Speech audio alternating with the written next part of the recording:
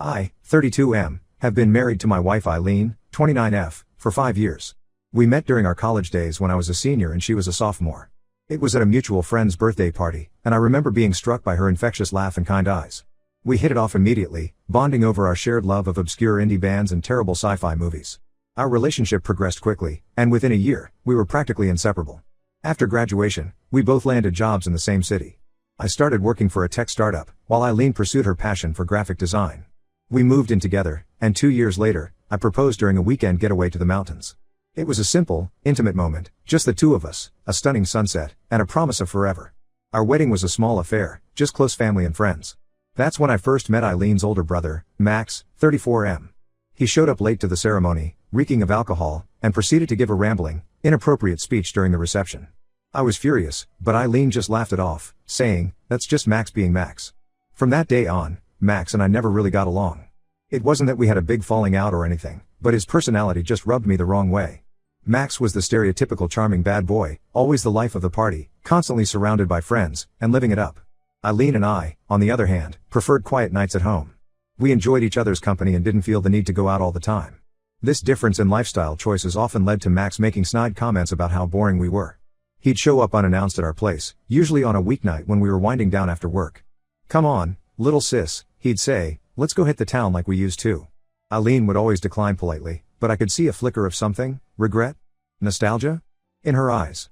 When Eileen and I first got married, Max's visits became more frequent and more disruptive. He'd raid our fridge, sprawl on our couch, and ask to borrow money. Sometimes he'd bring along a rotating cast of friends or girlfriends, turning our peaceful home into an impromptu party venue. He'd complain about his job, when he had one, his dating life, and pretty much everything else under the sun. It was exhausting to be around him, but Eileen always made excuses for his behavior. "He's just going through a rough patch," she'd say, or "he didn't have it easy growing up like I did." I later learned that their parents had divorced when Eileen was just a kid, and Max had taken on a protective role. This led to a complicated, codependent relationship between the siblings that persisted into adulthood. Despite my frustrations with Max, I tried to be understanding for Eileen's sake. I knew how much she loved her brother, and I didn't want to be the guy who came between siblings. So I bit my tongue, cleaned up after his messes, and did my best to tolerate his presence. About a year ago, Max announced he was engaged to his girlfriend of 6 months, Zoe, 31F. We only met her a couple of times before the wedding, but she seemed nice enough, quiet and a bit reserved, which seemed odd given Max's larger-than-life personality. Their wedding was a lavish affair, way over the top in my opinion. Max had always liked to be the center of attention, and this was his moment to shine. After the wedding, we saw less of Max. Eileen was a bit down about it, but I was secretly relieved. I hoped that marriage would finally make Max grow up and stop relying so much on his sister. For a while, things were peaceful. Eileen and I focused on our careers and started talking about starting a family of our own. Then, 3 months ago, everything changed. It was a quiet Sunday evening, and Eileen and I were curled up on the couch watching a movie when we heard frantic knocking at our door. When we opened it, we found Max standing there, looking disheveled and upset. His eyes were red and puffy, his clothes rumpled like he'd been sleeping in them. "Zoe kicked me out," he blurted out before we could even ask what was wrong. According to Max, Zoe had been acting distant and secretive lately. When he confronted her about it, she exploded and told him to leave. He said he didn't know where else to go.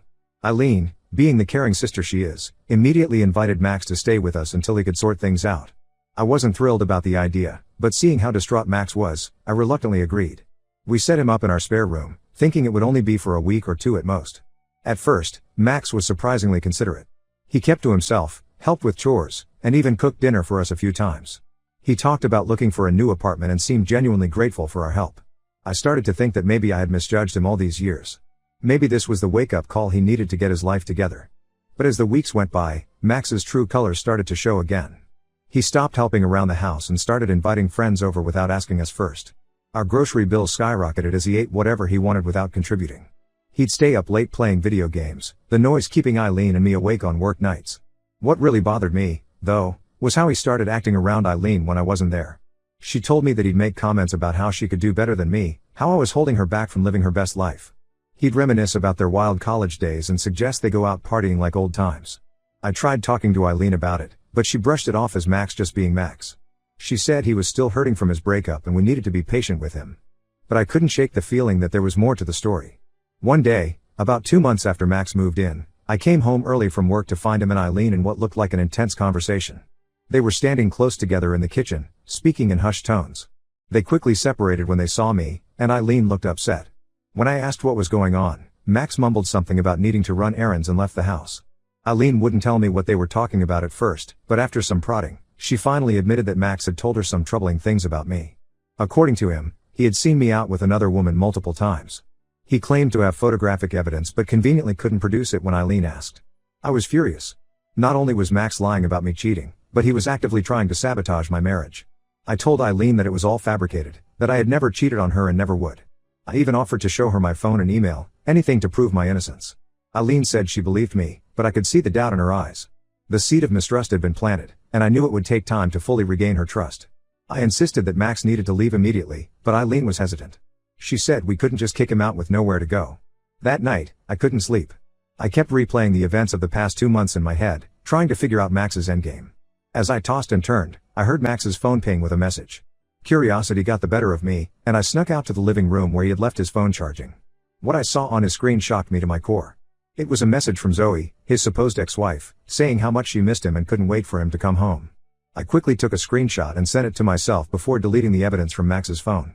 The next morning, I confronted Max with what I had discovered. At first, he tried to deny it, but when I showed him the screenshot, he broke down and confessed. He admitted that he and Zoe were still together. They had concocted this whole plan as a way for Max to spend more time with Eileen. Apparently, Max had always been jealous of my relationship with his sister and wanted to drive a wedge between us. I called Eileen into the room and made Max tell her everything. She was devastated, alternating between anger at Max's betrayal and guilt for doubting me. I told Max he had an hour to pack his things and leave, or I'd call the police for trespassing. As Max was leaving, Eileen tried to stop him, saying they needed to talk things through. I couldn't believe what I was hearing. After everything he had done, she still wanted to give him a chance to explain. That was the moment I realized that this problem ran deeper than just Max's actions. It was about Eileen's inability to set boundaries with her brother. I told Eileen that I needed some time to think and that I'd be staying at a hotel for a few days. She begged me to stay, saying we could work it out, but I knew I needed space to clear my head and decide what to do next. So here I am, sitting in a hotel room, wondering if my marriage can survive this. Am I overreacting by leaving, or am I justified in needing some time apart? Should I give Eileen another chance, or is this a sign that our values are too different to make this work? Update 1. It's been a week since I left to stay at the hotel, and a lot has happened. I've had time to reflect on the situation and have come to some important realizations. First, I want to thank everyone for their supportive comments and advice. It really helped me gain perspective on the situation. Many of you suggested that I have an honest conversation with Eileen about boundaries and expectations in our marriage, which I took to heart. After a few days of minimal contact, Eileen reached out and asked if we could meet to talk. We agreed to meet at a neutral location, a quiet cafe near our home. When I arrived, I was surprised to see that Eileen looked as exhausted and conflicted as I felt. She had dark circles under her eyes, and her usual vibrant energy was noticeably dimmed. We started by discussing the events that led to this situation. Eileen began by apologizing profusely for doubting me and for not standing up to Max sooner. She admitted that she had always struggled with setting boundaries with her family, especially Max, due to their difficult childhood. Eileen opened up about their past, sharing details she had never told me before. Their parents had gone through a bitter divorce when they were teenagers. Their father, an alcoholic, had left abruptly, leaving their mother to raise 2 kids on her own. Max, being older, had taken on a protective role over Eileen. He defended her from schoolyard bullies, helped her with homework, and even got a part-time job to buy her a prom dress when their mom couldn't afford it. This led to an unhealthy codependency that persisted into adulthood. Eileen confessed that she often felt guilty for having a stable life while Max seemed to struggle, which is why she always felt compelled to help him. She shared stories of times when Max had been there for her, like when she was going through a severe bout of depression in college and he drove 3 hours in the middle of the night just to sit with her. I listened patiently, trying to understand her perspective. While I could empathize with the difficult situation she had been in as a child, I explained that it didn't excuse her actions as an adult. I told her how hurt and betrayed I felt, not just by Max's actions, but by her willingness to believe him over me. We talked for hours, delving into the core issues of trust, respect, and family dynamics in our marriage. I made it clear that while I loved her, I couldn't continue in a relationship where I felt like I came second to her brother. I needed to know that she was committed to our marriage and willing to set firm boundaries with her family. Eileen seemed to really hear me this time. She acknowledged that her relationship with Max was unhealthy and that it was negatively impacting our marriage. She suggested that she start seeing a counselor to work through her family issues and learn to set better boundaries. I was encouraged by her willingness to take concrete steps to address the problem. However, I also knew that actions speak louder than words. I told Eileen that while I appreciated her suggestions, I needed to see real change before I could fully trust her again. We agreed on a trial separation of 1 month. During this time, Eileen would start counseling and work on establishing clear boundaries with Max. We would have limited contact, mainly to discuss practical matters, to give us both space to reflect on what we wanted from our marriage. As for Max, Eileen informed me that she had told him not to contact either of us during this separation period. She had also reached out to their mother to let her know what had happened, as she felt it was important to be honest about the situation and not allow Max to spin the story in his favor. After our meeting, I went for a long walk to clear my head. As I wandered through the familiar streets of our neighborhood, I found myself outside the little ice cream shop where Eileen and I had our first date. I remembered how nervous I had been, how I had spilled ice cream on my shirt, and Eileen had laughed, saying it made me look endearingly human. That memory, once so sweet, now felt bittersweet. I realized that despite everything that had happened, I still loved Eileen. But I also knew that love alone wasn't enough to sustain a marriage. We needed trust, respect, and shared values. I hoped that this separation would give us both the clarity we needed to decide if we could rebuild what had been broken. For now, I'm focusing on taking care of myself. I've thrown myself into work, taking on a challenging new project that keeps my mind occupied during the day. In the evenings, I've started hitting the gym regularly to clear my head. The physical exertion helps me sleep better at night and gives me a sense of control over at least one aspect of my life. I'm also considering talking to a counselor myself to work through my own feelings about what happened. I've realized that I have some issues of my own to address, like why I let Max's behavior go on for so long without putting my foot down more firmly. As I navigate this separation, I find myself oscillating between hope and doubt. Some days, I feel optimistic about our ability to work through this and come out stronger. Other days, I wonder if too much damage has been done. Only time will tell, I suppose. I'll keep you all updated on how things progress over the next month. Thank you again for all your support during this difficult time. Update 2. It's been a month since my last update, and I wanted to share what's been happening. The separation period has been challenging but enlightening for both Eileen and me. Throughout the month, Eileen has been attending weekly counseling sessions. She's been working hard on understanding her family dynamics and learning to set healthier boundaries. We've had minimal contact as agreed, but the few times we've spoken, I could sense a change in her demeanor. She seemed more confident and self-aware. About 2 weeks into our separation, Eileen called me with some news. Her voice was shaky, and I could tell she had been crying. She had discovered that Max's lies went even deeper than we initially thought. Apparently, he had been fired from his job months ago and had been pretending to go to work while actually spending his days gambling. Eileen had found out when their mother called her, worried sick because Max had shown up at her doorstep, desperate for money. He owed thousands of dollars to some shady characters and was scared for his safety. When their mother couldn't give him the money, he broke down and confessed everything. His wife, Zoe, hadn't kicked him out. She had left him due to his gambling addiction and the massive debt he had accumulated. The story about her cheating was a complete fabrication. Zoe had actually been trying to get Max help for months, but he had refused, insisting he could stop anytime he wanted. This revelation shed new light on why Max had been so desperate to stay with us. He wasn't just trying to interfere in our marriage, he was hiding from his own problems and using us as a safety net. The realization that he had manipulated not just us, but his entire family, was a turning point for Eileen. She told me that she had confronted Max about his lies. It wasn't an easy conversation. Max had tried to justify his actions, saying he was scared and didn't know what else to do. But for the first time, Eileen didn't let him off the hook. She told him that while she loved him and wanted him to get help, she needed space from him to focus on herself and our marriage. She even went as far as to block his number and social media accounts. I was impressed by Eileen's actions. It showed me that she was serious about making changes and prioritizing our relationship. However, I still felt cautious. Years of enabling behavior don't change overnight, and I needed to see consistent effort over time. As for me, I've been doing a lot of self-reflection during this time. I realized that I had also played a part in enabling Max's behavior by not standing up for myself more firmly in the past. I've been working on being more assertive and communicating my needs more clearly. I've also been reconnecting with old friends and hobbies that I had neglected. I started playing guitar again, something I used to love but had given up due to the demands of work and married life. The simple act of creating music has been incredibly therapeutic. Yesterday marked the end of our agreed-upon separation period, so Eileen and I met to discuss our next steps. We had a long, honest conversation about what we both want and need from our relationship. We met at our favorite park, the place where we used to have picnics when we first started dating. The familiar setting felt both comforting and strange, given the circumstances. Eileen shared the progress she's made in therapy and the insights she's gained about her relationship with her family. She talked about how she started to understand the roots of her codependency with Max, tracing it back to their tumultuous childhood. She's been working on differentiating between helping and enabling, and learning to prioritize her own needs and well-being. She apologized again for her past actions and presented a plan for how she intends to maintain boundaries moving forward. This included continuing her therapy, setting clear limits on her interactions with Max, and committing to open communication with me about any family issues that arise. I expressed my appreciation for her efforts but also my lingering concerns. Trust, once broken, takes time to rebuild. I shared how hurt I had been by her initial doubt in me and how it had shaken my faith in our relationship. We both agreed that while we want to work on our marriage, we're not ready to fully reconcile yet. We've decided to extend our separation for another month, but with some changes. We'll start having weekly date nights to reconnect and rebuild our relationship. These won't be elaborate affairs, just simple activities like going for a walk or cooking dinner together. The goal is to rediscover the connection that brought us together in the first place, without the pressure of immediately jumping back into full-time cohabitation. We've also agreed to attend couples counseling together to work on our communication and trust issues.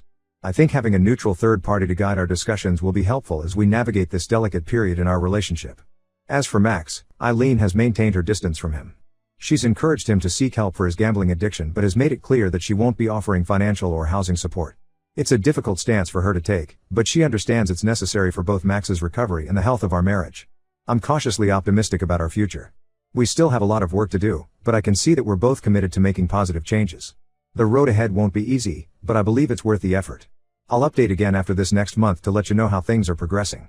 Thank you all for your continued support and advice. It means more than you know. Update 3, it's been 2 months since my initial post, and I wanted to provide a final update on the situation. A lot has changed, and I believe we've reached a resolution.